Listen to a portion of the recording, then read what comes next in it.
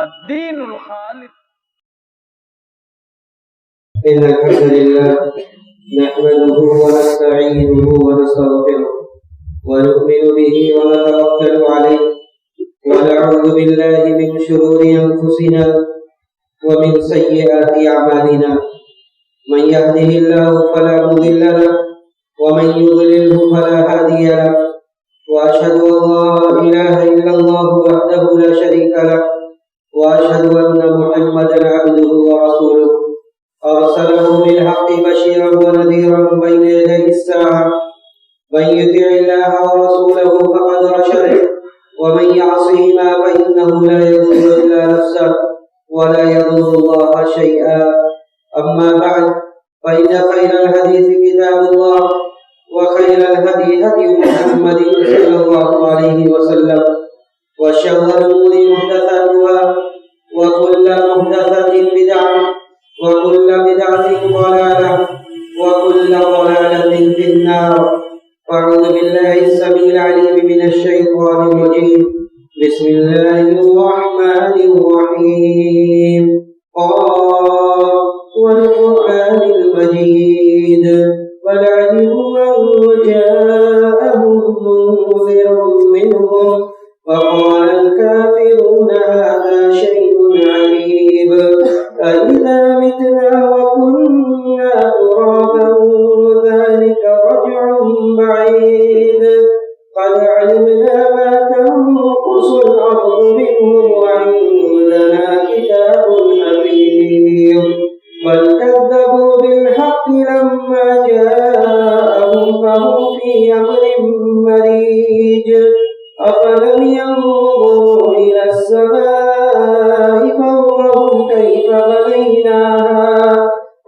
بنيناها وزيناها وما لها من فروج.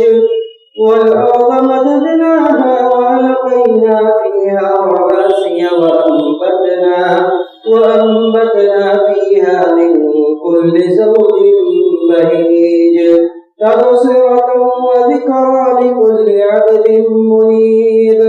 ونزلنا من السماء ماء مباركا فأنبتنا به جنات وحب الحصيد والنخل باسقات لها طلع نضيد رزقا للعباد وأحيينا به بلدة ميتا كذلك الخروج.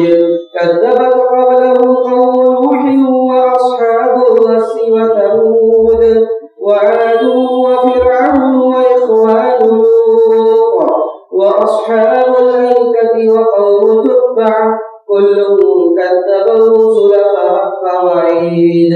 أفعينا بالخلق الأول بل هم في لبس من خلق جديد. وقال جل وعلا بسم الله الرحمن الرحيم. الحمد لله الذي أنزل على عبده الكتاب ولم يجعل له عوجا. محترم بزرگوں، نوجوان ساتھیوں، معزز حاضرین، اللہ رب العزت والجلال نے آخری نبی پر جس کتاب کا نزول فرمایا وہ کتاب قرآن مقدس ہے، جو سارے دنیا جہاں والوں کے لیے بالعموم ہدایت ہے اور مومنوں کے لیے بالخصوص. قرآنی تعلیمات پر عمل کر کے انسان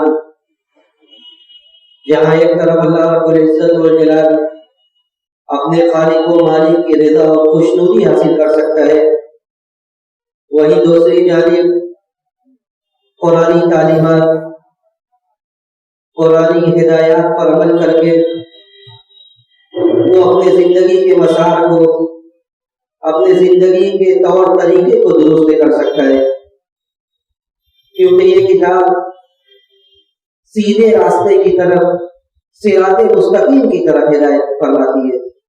ان هذا القرآن يهدي للتي هي اقوم. یہ قرآنی آیات، یہ اللہ رب العزت والجلال کا کلام، یہ سیدھا راستہ دکھلاتا ہے، سیدھے راستے کی طرف یہ آیات رہنمائی فرماتی ہے. یوں تو پورا کا پورا قرآن سراپا ہدایت ہے، اور اس کی ایک ایک آیت اس بات کا تقاضا کرتی ہے کہ اس میں غور و خوض کیا جائے، اس میں تدبر کیا جائے، اس کے معنی و مفہوم کو سمجھا جائے.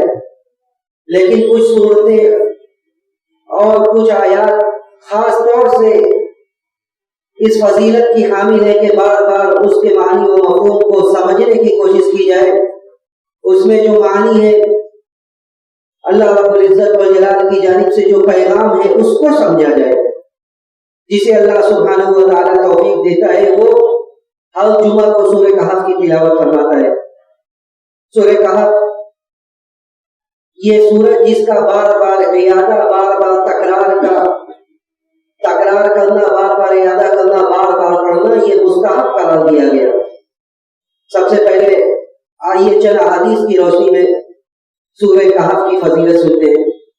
اللہ کے رسول صلی اللہ علیہ وسلم نے فرمایا، علامہ البانی نے اس حدیث کو صحیح قرار دیا ہے کہ من قرأ سورۃ الکہف من قرأ سورۃ الکہف فی یوم او لیلۃ الجمعۃ فاضاء له من النور ما بینه وما بین بیت العتیق. کہ اللہ رب العزت والجلال کی جانب سے اس آدمی کو، جو آدمی سورہ کہف کی تلاوت کرتا ہے جمعہ کے دن یا جمعہ کی رات میں، اس کے لیے ایک خاص طرح کی روشنی اور ایک خاص طرح کا نور فراہم کیا جاتا ہے. دونوں جمعہ، ایک روایت میں آتا ہے کہ ما بین الجمعتین، دونوں جمعہ کے درمیان اسے ایک خاص روشنی، ایک خاص نور دیا جاتا ہے. دوسری روایت میں جو میں نے ابھی پڑھی اس میں یہ کہا گیا کہ اس کے اور بیت العتیق کے درمیان روشنی بھر دی جاتی ہے، یعنی اسے ایک خاص طور کی، خاص طرح کی روشنی دی جاتی ہے. اور ایک صحیح حدیث میں جس کو امام بخاری رحمہ اللہ نے اپنے صحیح میں ذکر کیا ہے، بلکہ عنوان اور چیپٹر قائم کیا ہے کہ باب فضل سورۃ الکہف، سورہ کہف کی فضیلت. اس میں حضرت براء بن عازب رضی اللہ تعالیٰ عنہ کہتے ہیں، حدیث کے راوی یہ کہتے ہیں، ایک صحابی سورہ کہف پڑھ رہے تھے، قرآن کی تلاوت کر رہے تھے رات میں تہجد میں. اچانک ایک بادل چھا جاتا ہے ان کے اوپر، اور جس کی وجہ سے ان کا گھوڑا بھڑکنے لگتا ہے. وہ جب دیکھتے ہیں تو دیکھتے ہیں کہ ایک بدلی چھائی ہوئی ہے اس کے اوپر، ان کے پورے اوپر. صبح ہوتی اللہ کے رسول صلی اللہ علیہ وسلم کو یہ ماجرا سناتے ہیں، بتاتے ہیں. اللہ کے رسول صلی اللہ علیہ وسلم کہتے ہیں کہ تلک السکینۃ تنزلت بالقرآن، تلک السکینۃ تنزلت بالقرآن، یہی تو وہ سکون و اطمینان ہے، یہی تو وہ راحت ہے جو قرآن کی تلاوت کے وقت نازل ہوتی ہے. فقرؤوا، تو اس کو پڑھا کرو. تو سورہ کہف کی فضیلت مسلم ہے، اور جمعہ کے دن پڑھنے کی جو روایات ہیں اس کو بھی بہت سارے علماء نے صحیح کہا ہے. اس لیے اس کو پڑھنا مستحب ہے، اس کا پڑھنا بار بار اعادہ اور تکرار کرنا یہ اچھا عمل ہے. لیکن سوال یہ کہ سورہ کہف کے اندر ایسا ہے کیا؟ کیوں اللہ رب العزت والجلال نے اپنے نبی کو یہ بشارت دی، اور نبی نے امت کو یہ بشارت دی کہ جو آدمی سورہ کہف کی تلاوت کرے گا اس کے ساتھ یہ ہوگا؟ بلکہ ایک مزید فضیلت جو سب سے بڑی ہے کہ اللہ کے رسول صلی اللہ علیہ وسلم نے یہ فرمایا کہ جو آدمی سورہ کہف کی ابتدائی 10 آیات پڑھے گا، ابتدائی 10 آیات پڑھے گا، وہ دجال کے فتنہ سے محفوظ رہے گا. دجال جو اس زمین کا بہت بڑا فتنہ ہے، جو قرب قیامت کی بڑی علامتوں میں سے ایک علامت ہے. قیامت کی جو بڑی علامات ہیں، بڑی نشانیاں ہیں، جن کے ظاہر ہونے کے بعد لم تکن آمنت من قبل، جو آدمی ایمان نہیں لایا تھا یا جو آدمی نیک عمل نہیں کرتا تھا، ان نشانیوں کے ظاہر ہو جانے کے بعد اس سے اس کی نیکی قبول نہیں کی جائے گی. تو یہ وہ نشانیاں ہیں جن کے بعد ایمان فائدہ نہیں دے گا. تو یہ قرب قیامت، دجال کا ظہور، یہ قرب قیامت کی بڑی علامت ہے. اور اس کے ساتھ ایسا فتنہ ہوگا جس سے ہر انسان پریشان ہو جائے گا. اللہ کے رسول صلی اللہ علیہ وسلم نے کم و بیش 30 حدیثیں ایسی ہیں، 30 حدیث ایسی ہے جس میں یہ بتلایا گیا ہے کہ دجال کے فتنے سے آدمی محفوظ کیسے رہے گا. دجال کے فتنے سے حفاظتی تدابیر بتلائی گئی کہ کیسے آدمی محفوظ رہے گا. اسی میں ایک طریقہ یہ بھی بتایا گیا کہ جو آدمی سورہ کہف کی ابتدائی 10 آیات پڑھے گا وہ دجال کے فتنے سے محفوظ رہے گا۔ دوسری روایات میں آخری کی 10 آیات بھی آتی ہے، لیکن شروع والی روایات یہ زیادہ راجح ہے، تو آدمی 10 آیات یہ پڑھے گا تو وہ انشاءاللہ اللہ کے فضل و کرم سے دجال کے فتنے سے محفوظ رہے گا۔ تو سورہ کہف کے اندر ایسا ہے کیا کہ اس بات کی بشارت دی گئی کہ وہ آدمی دجال کے فتنے سے محفوظ رہے گا، وہ آدمی کے لیے ایسا نور ہوگا جو اس کے اور بیت العتیق کے درمیان کی دوری کو بھر دے گا نور سے۔ دیکھیے اس کے اندر جو عام اجمالی معنی ہے وہ یہ ہے کہ اس کے اندر 4 بڑے بڑے فتنوں کا تذکرہ کیا گیا ہے، جو فتنہ اور جو آزمائش دجال کے ساتھ ہوگی۔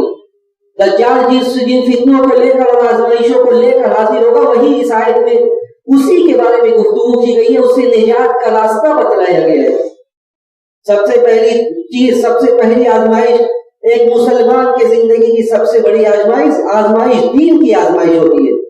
تو اس میں دین کی آزمائش، مال کی آزمائش، اس کے بعد علم کا اختبار، علم کی آزمائش، اور آخری اور چوتھی چیز جس کے بارے میں گفتگو کی گئی وہ جاہ، سلطان، طاقت، پاور، اس کی آزمائش ہی انسان کو کیسے دھوکے میں مبتلا کر دیتا ہے، اس بارے میں گفتگو ہوئی۔ اللہ رب العزت و جلال نے نہایت ہی بلیغ انداز میں اس سورہ کو شروع کرتے ہوئے فرمایا کہ الحمدللہ الذی انزل علی عبدہ الکتاب ولم یجعل لہ عوجا، کہ تعریف ہے اس اللہ کے لیے، ہر طرح کی تعریف ہے جس نے کتاب کو نازل کیا، ولم یجعل لہ عوجا، اور اس میں کوئی بھی کسر باقی نہیں رکھی، کوئی چیز چھوڑی نہیں اللہ نے۔ قیما لینذر بأسا شدیدا من لدنہ ویبشر المؤمنین الذین یعملون الصالحات ان لهم اجرا حسنا۔ ایک بلیغ انداز میں شروع کرتے ہوئے اللہ رب العزت والجلال نے سب سے پہلے دنیا کی بے ثباتی کا تذکرہ کیا کہ یہ دنیا، اس دنیا میں ہم نے مختلف طرح کی زینتیں بنا رکھی ہے، لیکن وَإِنَّا لَجَاعِلُونَ مَا عَلَيْهَا صَعِيدًا جُرُزًا، لیکن ایک دن ایسا آئے گا جب ہم اس کو چٹیل میدان بنا دیں گے۔ یہ دنیا میں ہم نے جو کچھ دیا یہ آزمائش ہے، یہ ابتلا ہے، یہ اختبارات ہے، اور ایک دن ایسا آئے گا کہ ہم اسے چٹیل میدان بنا دیں گے، کچھ اس میں باقی نہیں ہوگا۔ اس کے بعد اللہ سبحانہ و تعالیٰ نے سب سے پہلا واقعہ اس سورت کا ذکر کیا، سب سے پہلی آزمائش جسے اصحاب کہف کا واقعہ کہا جاتا ہے۔ کہف کا مطلب ہوتا ہے عربی میں غار، اور اسی سے اس سورت کا نام سورۃ الکہف پڑا۔ اللہ سبحانہ و تعالیٰ نے ارشاد فرمایا وَحَسِبْتَ أَنَّ أَصْحَابَ الْكَهْفِ وَالرَّقِيمِ كَانُوا مِنْ آيَاتِنَا عَجَبًا إِذَا وَالْفِتْيَةُ إِلَى الْكَهْفِ فَقَالُوا رَبَّنَا آتِنَا مِن لَّدُنكَ رَحْمَةً وَهَيِّئْ لَنَا مِنْ أَمْرِنَا رَشَدًا۔ اللہ سبحانہ و تعالیٰ نے ذکر کیا کہ إِذَا وَالْفِتْيَةُ إِلَى الْكَهْفِ فَقَالُوا رَبَّنَا، کہ ذرا یاد کرو اس وقت کو جب چند نوجوانوں نے غار میں پناہ لی۔ واقعہ مختصراً اور اجمالاً یہ ہے کہ چند ایسے نوجوان پیدا ہوئے جن کی تعداد 9 سے زیادہ نہیں، جس سے کہ اللہ سبحانہ و تعالیٰ نے جو صیغہ استعمال کیا ہے وہ جمع قلت کا، یعنی 3 سے لے کر 9 سے زیادہ نہیں ہو سکتے۔ وہ ان لوگوں کو جب یہ سمجھ آئی کہ ہم جس دین پر عمل پیرا ہے، جس دین کو ہم مانتے ہیں، یہ دین صحیح نہیں ہے۔ بادشاہ جو وقت کا سربراہ تھا وہ لوگوں کو مجبور کرتا تھا اپنی عبادت کے لیے، لوگ اس کے سامنے سجدہ کرتے تھے، اس کی عبادت کرتے تھے، نظر و نیاز مانتے تھے۔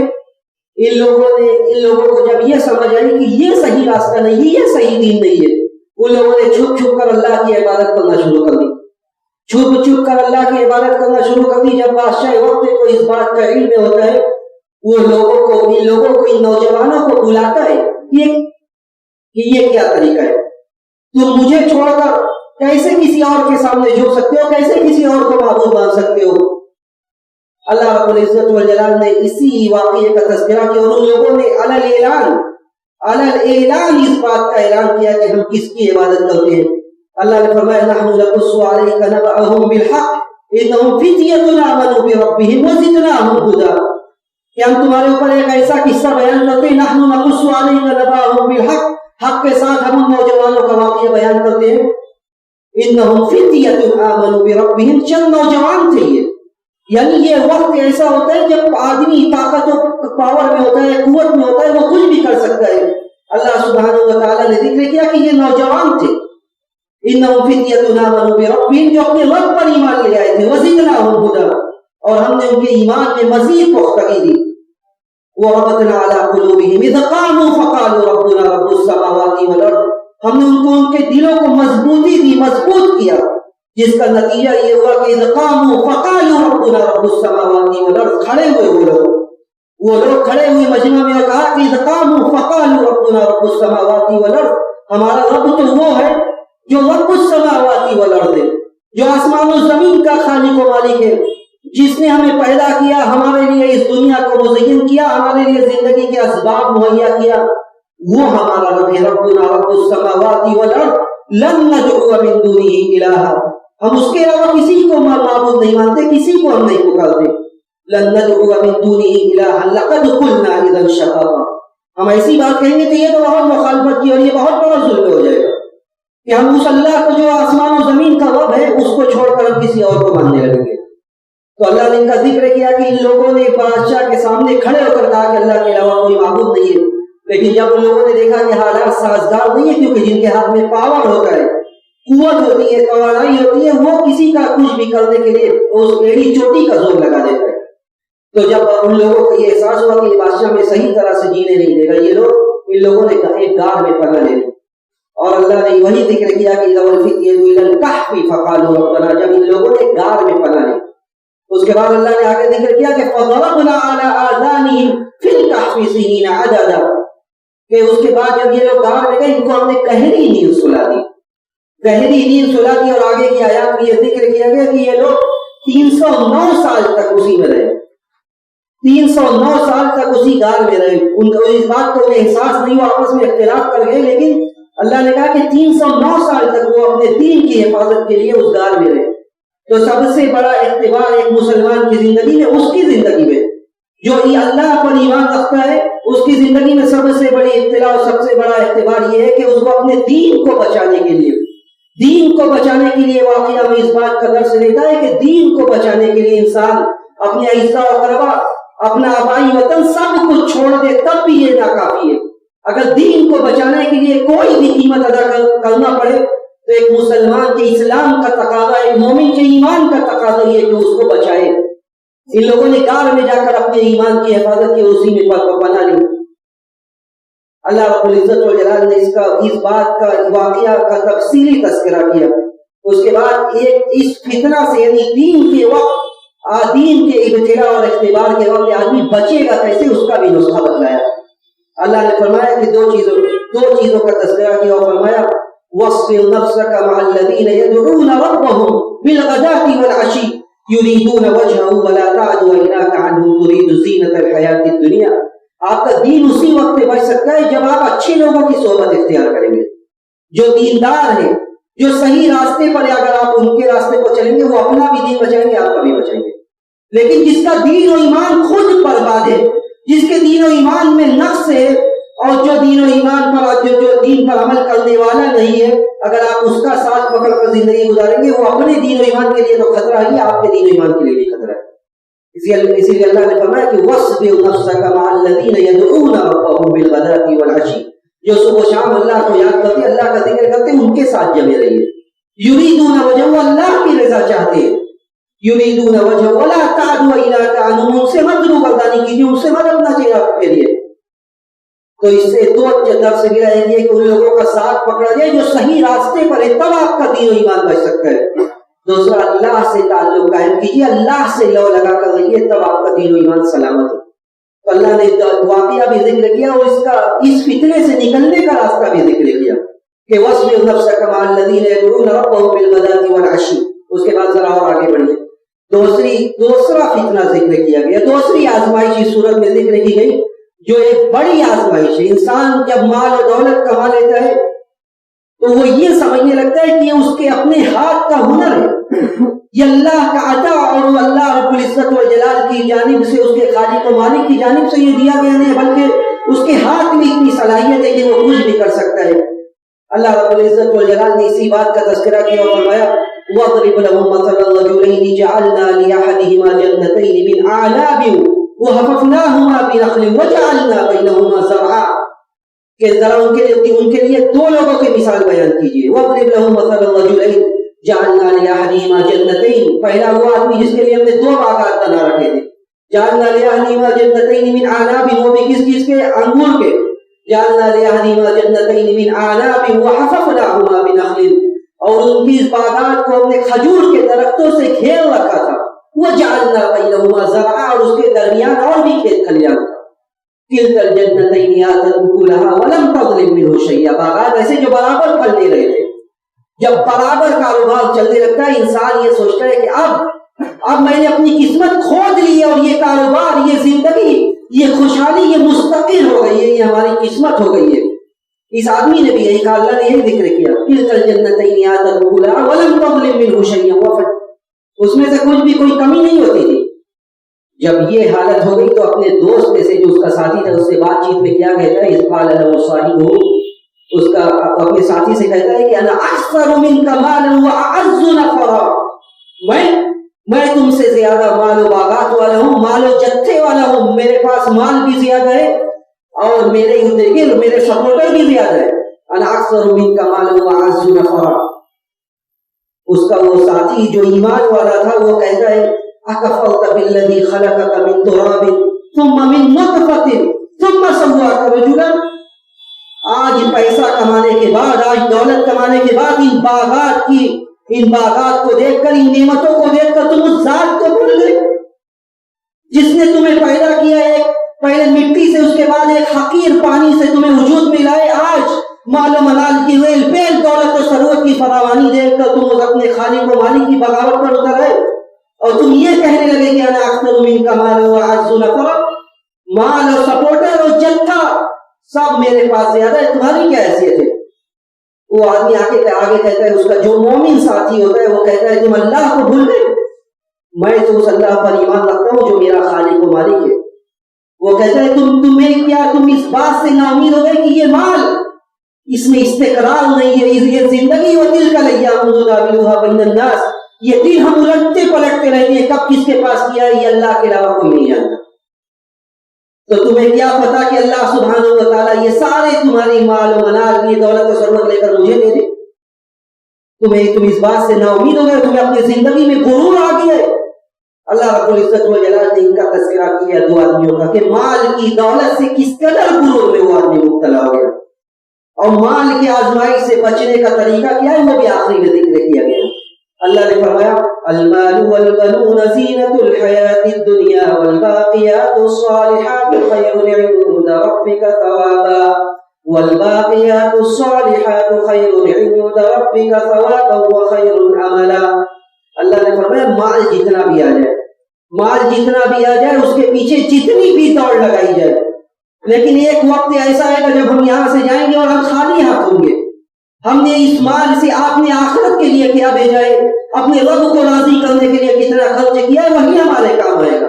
المال والبنون زینۃ الحیاۃ الدنیا، یہ مال اور اولاد یہ دنیاوی زینت ہے. والباقیات الصالحات، باقی رہنے والی چیزیں کیا، یہ ہماری نیکیاں ہیں، ہمارے اچھے کرتوت ہیں، اچھے کارنامے ہیں جو ہم اللہ کو راضی کرنے کے لیے ہم انجام دیتے.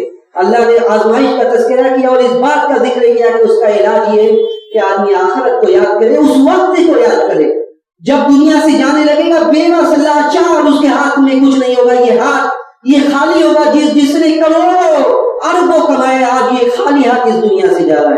اور جس کا عقیدہ و ایمان اس بات پر ہوگا اتنا تو دنیاوی آشائش کو دیکھ کر آپ میں سے باہر ہوگا، نہ تو دنیاوی مال و منال کو دیکھ کر دوسروں کو حقیر سمجھے گا، اور نہ تو جب آزمائشیں آئیں گی مال میں تنگی ہوگی تو پریشان ہوگا. اللہ نے دوسرا واقعہ ذکر کیا، اس کا بھی علاج بتایا. تیسرا علم کا فتنہ ذکر کیا.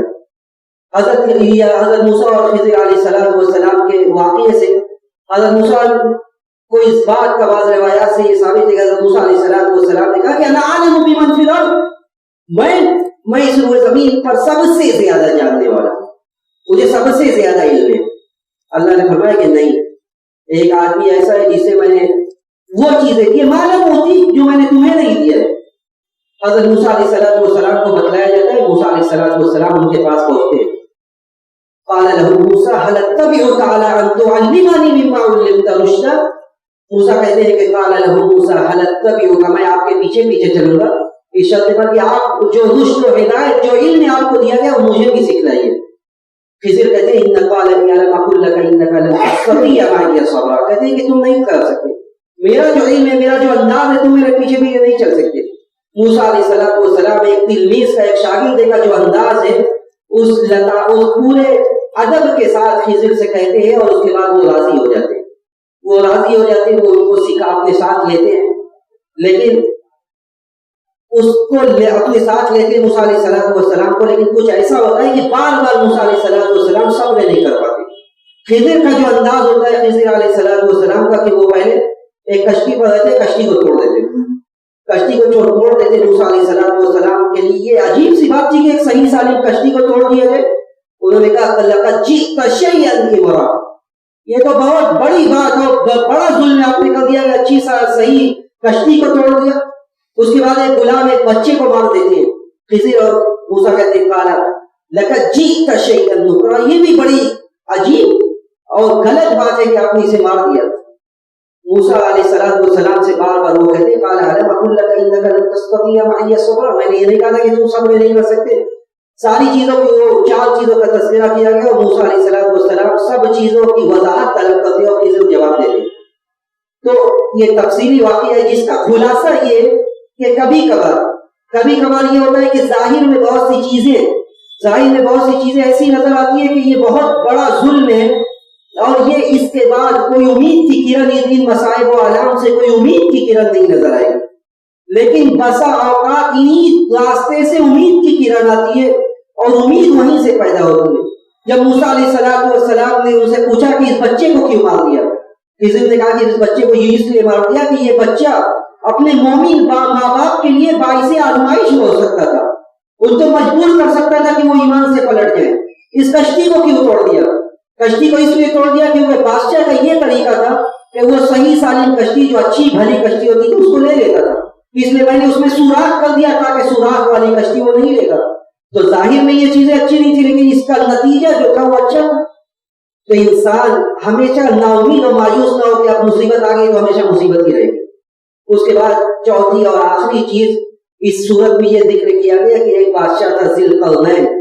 کب تھا کیا تھا اس کے بارے میں مختلف رائے ہیں، جو بتانا میرا مقصد ہے وہ یہ ہے کہ ذو القرنین جو تھا ایک عادل بادشاہ تھا، مال و جاہ کا جو جاہ اور سلطنت اور پاور کا جو فتنہ ہے اس کا تذکرہ کیا گیا کہ وہ عادل بادشاہ تھا اور اتنا پاور تھا اس کے ہاتھ میں کہ مشرق سے لے کر وہ جگہ جہاں سورج طلوع ہوتا تھا وہاں سے لے کر جہاں سورج غروب ہوتا تھا پوری دنیا میں اس نے سفر کیا، پورے دنیا کی حکمرانی اس کے ہاتھ میں تھی۔ اس کے باوجود وہ عدل و انصاف سے اس نے کام لیا یہاں تک کہ وہ اس جگہ پہنچا جہاں یاجوج و ماجوج 2 پہاڑ تھے اور ایک طرف یاجوج و ماجوج تھا جو نکل کر یاجوج و ماجوج کی قیامت کی بڑی علامتوں میں سے ایک علامت ہے، ایک مخلوق ہے وہ جو جب ظاہر ہوگی تو فتنہ اور فساد عام کر دے گی۔ تو یاجوج و ماجوج کیا کرتے تھے، ان دونوں جہاں پہ وہ آباد تھے وہ اس طرف آ کر جو آبادی تھی جہاں انسان آباد تھے وہاں آ کر خون خرابہ کرتے تھے۔ جب ذوالقرنین اس جگہ پہنچے حتی اذا بلغ بین السدین قالوا ان یاجوج وماجوج مفسدون فی الارض فهل نجعل لك خرجا على ان تجعل بیننا وبینهم سدا، تو ان لوگوں نے کہا کہ یاجوج و ماجوج آ کر ہمارے علاقے میں خرابی مچاتے ہیں، آپ ایک دیوار بنا دیجیے، جو بھی ہوگا ہم آپ کو دیں گے۔ ذوالقرنین نے ایک دیوار بنانا شروع کیا، انہوں نے کہا کچھ نہیں چاہیے مجھے، بس اپنی طاقت سے میری مدد کرو، باقی پیسہ ویسا کچھ نہیں چاہیے۔ وہ دیوار انہوں نے بنایا، دیوار تعمیر جب ہو گئی تو اس دیوار سے یاجوج و ماجوج کا آنا بند ہو گیا۔ لوگوں نے تعریف کرنا شروع کیا کہ آپ نے بہت بڑا کام کیا، لیکن جو اللہ والا ہوتا ہے ایک بادشاہ اور وہ بھی عادل، وہ کیا کہہ رہا ہے، وہ کریڈٹ لینے کے بجائے وہ کہہ رہے ھذا رحمت من ربی، یہ تو میرے رب کی رحمت تھی کہ اس نے مجھے توفیق دی کہ میں نے ایسی دیوار بنا دی کہ اب قیامت تک جب قیامت کی بڑی نشانیاں ظاہر ہوں گی اس سے پہلے یاجوج و ماجوج آبادی میں نہیں آ سکتا۔ ھذا رحمت من ربی، یہ میرے رب کی رحمت ہے، یہ میرا کوئی کمال نہیں ہے بلکہ یہ رب کی رحمت ہے۔ یعنی طاقت و پاور آنے کے بعد آدمی اپنے رب کی رحمت اور اس کی نعمت کا اعتراف کرے۔ اس کے بعد ذوالقرنین نے کہا حتی اذا جاء وعد ربی جعلہ دکا وکان وعد ربی حقا، لیکن یہ دیوار اسی وقت تک رہے گی جب تک کہ قیامت قائم نہیں ہوگی۔ جب قیامت کی بڑی نشانیاں ظاہر ہوگی تو اللہ تعالیٰ اس دیوار کو ریزہ ریزہ کر دے گا۔ یاجوج و ماجوج روزانہ دیوار کھودتے ہیں، صحیح مسلم کی روایت میں کہ روزانہ دیوار کھودتے ہیں، توڑنے کی کوشش کرتے ہیں اور کہتے ہیں جب تھک جاتے ہیں کہتے ہیں کل توڑیں گے، اور وہ انشاءاللہ نہیں کہتے۔ تو وہ دیوار جب اگلے دن آتی ہے تو وہ دیوار ویسے ہی بنی رہتی ہے جیسے پہلے تھی، لیکن جب اللہ سبحانہ و تعالیٰ اس بات کا فیصلہ لے لے گا کہ اب قیامت قائم ہوگی تو اس کے بعد یاجوج و ماجوج جب دیوار توڑتے تو جاتے وقت یہ کہتے ہیں کہ انشاءاللہ کل ہم اسے مکمل کریں گے، اور اس کے بعد اللہ کے حکم سے وہ دیوار توڑ دی جاتی ہے، اگلے دن وہ توڑ دیتے ہیں، اور اس کے بعد وہ آبادی میں ظاہر ہو کر خون خرابہ مچائیں گے، جو قیامت کی بڑی علامت ہے۔ اور جس کے بارے میں ذوالقرنین نے کہا تھا کہ اذا جاء وعد ربی جعلہ دکا، جب اللہ کا فیصلہ آ جائے گا تو یہ بڑی دیوار جس سے یاجوج و ماجوج خروج نہیں کر پا رہے، یہ دیوار ریزہ ریزہ ہو جائے گی۔ تو یہ صورت ہے جس میں بڑے بڑے آزمائشوں کا ذکر کیا گیا، اس سے نکلنے کا راستہ بتلایا گیا، اور اسی لیے اس بات کی تلقین کی گئی کہ اس کا پڑھنا یہ باعث نور ہے، دجال کے فتنے سے حفاظت کا باعث ہے۔ ہم اللہ سبحانہ و تعالیٰ سے یہی دعا کرتے ہیں کہ بارے اللہ تو ہمیں قرآن آیات میں غور و خوض، تدبر و تفکر کی توفیق نصیب فرما، ہمیں جس انداز میں قرآن کی تلاوت مطلوب ہے اس طرح میں اس کی تلاوت کی توفیق نصیب فرما، ہمیں جو بیماری تو ان کی بیماری سے شفا کامل عاجل نصیب فرما، جو اس دنیا دنیا سے جا چکے ہیں تمہیں کروڑ کروڑ جنت نصیب فرما، اور جب ہمارا اس جہان فانی سے جانے کا وقت ہے تو اس بات کی توفیق دی کہ ہمارا آخری کلمہ کلمہ توحید ہو، وآخر دعوانا الحمدللہ۔